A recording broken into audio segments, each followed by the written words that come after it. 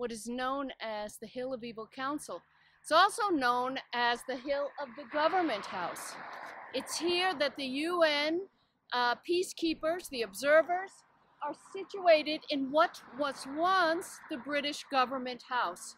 And in 1948, when they abandoned us, this was taken over by the UN.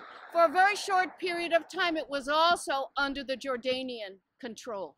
And right next to it is this brand new monument, and this is the Monument of Tolerance. The Monument of Tolerance was dedicated only 10 years ago, and it is a gift from a Polish businessman. It is here that we see, according to the artist, an ancient, unnamed pillar, and that pillar is broken, and inside of it is an olive tree. And if you look very carefully, you can see the seed of tolerance, the golden seed of tolerance.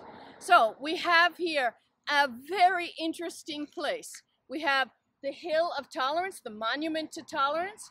We have the UN so-called peacekeeping observers.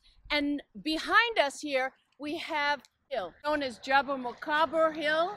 This hill was very instrumental in the taking of this part of the city in the year 1967. In 67, there was a battle, first in the UN, in the area of the UN, and then later here on this hill called Antenna Hill.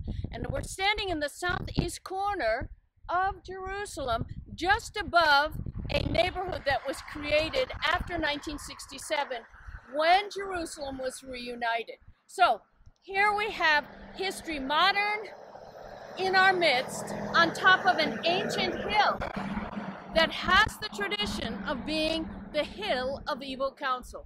And the Hill of Evil Council is because it's believed here the Sanhedrin and the Pharisees were sitting at the time Jesus was being betrayed by Judas. And it was here that he received the silver coins as payment, and a troop of soldiers with clubs and torches, as all the Gospels portray it, went and found Jesus in Gethsemane. So here is believed to be the area that once was the place of utter betrayal to the Lord. But remember, all the Gospels remind us this was the fulfillment of Scripture. Directly behind me is the Kidron Valley. And the Kidron Valley that we see here is the valley that Judas would have taken with this troop of soldiers on their way to Gethsemane to arrest the Lord. And I'm struck by this because all the Gospels speak about this big crowd that left this area, this Hill of Evil Council, and started their trek down the valley. Of course, Judas knew exactly where this was. And it says in Mark, but it says in all the Gospels, that the Lord confronted them when they arrived, and he said, I was daily with you in the temple teaching, and you did not seize me, but the scriptures must be fulfilled. Then they all forsook him, and they fled. So when we think about what was accomplished on the cross, the ultimate sacrifice, because scripture was being fulfilled, and salvation was coming to mankind.